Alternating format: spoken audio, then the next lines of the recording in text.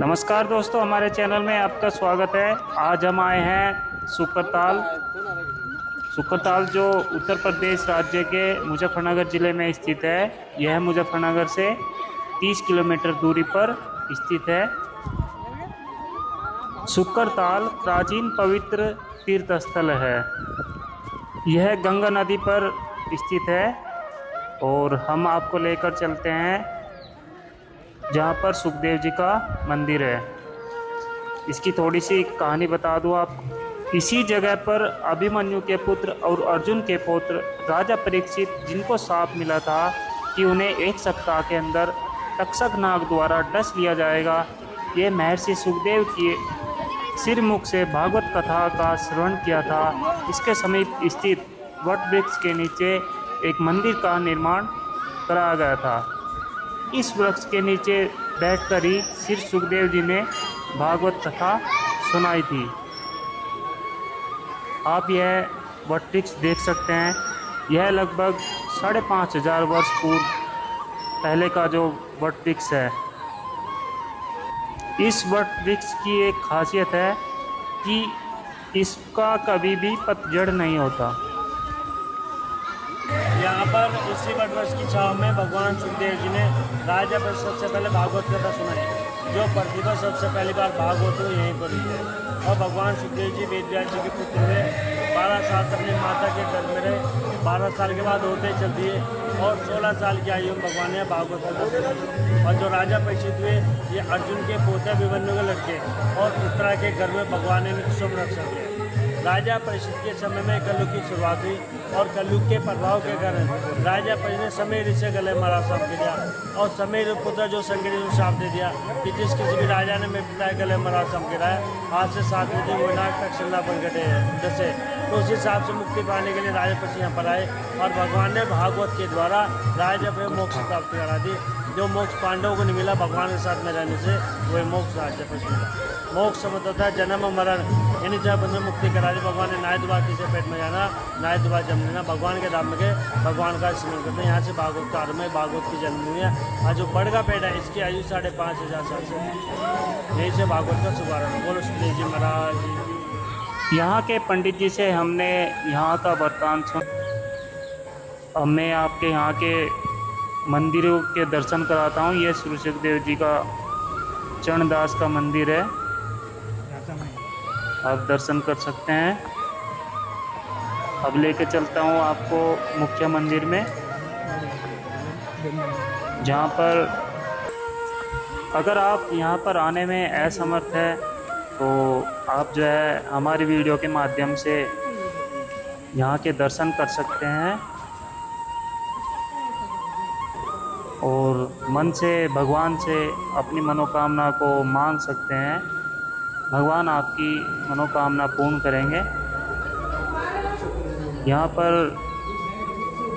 अनेक प्रकार के मंदिर है इसके आसपास, उनके भी मैं दर्शन कराऊंगा आपको। ये श्री शिव मंदिर है और सामने कृष्ण भगवान का भी मंदिर है। यहाँ पर जो है हनुमान जी महाराज की 77 फीट ऊंची जो है प्रतिमा है, जो बहुत ही विशाल प्रतिमा है। आप हनुमत धाम के नाम से यह फेमस है और आप देख सकते हैं कितने विशाल है हनुमान जी महाराज।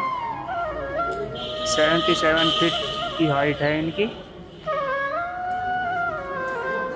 आप इसके दर्शन करें और चलिए अगले मंदिर की ओर तक चलते हैं।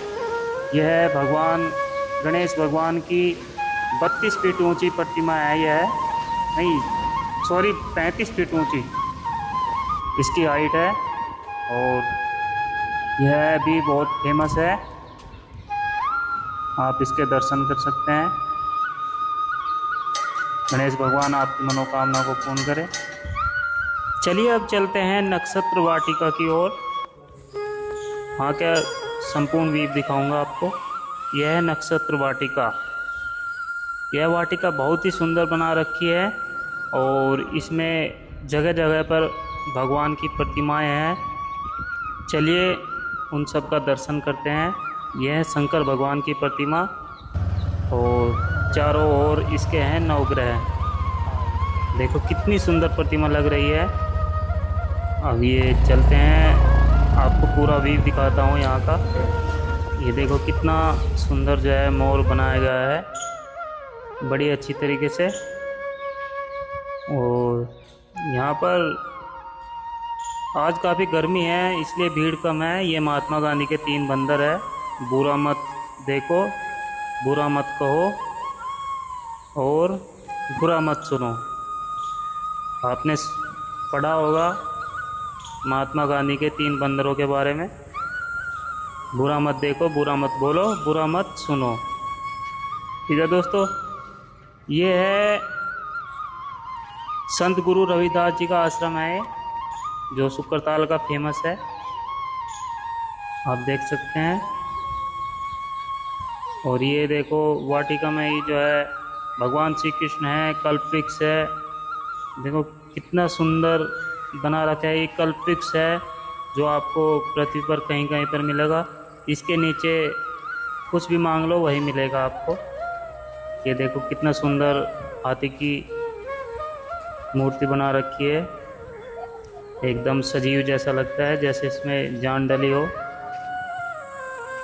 और ये तुलसीदास जी की कुटिया है। देखो तुलसीदास जी बैठे हुए हैं और ये बाहर भक्तगण बैठे हुए हैं।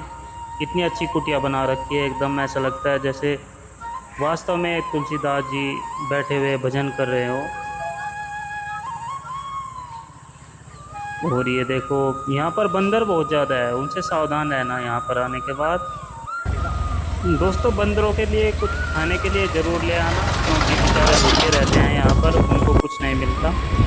ये मगरमच्छ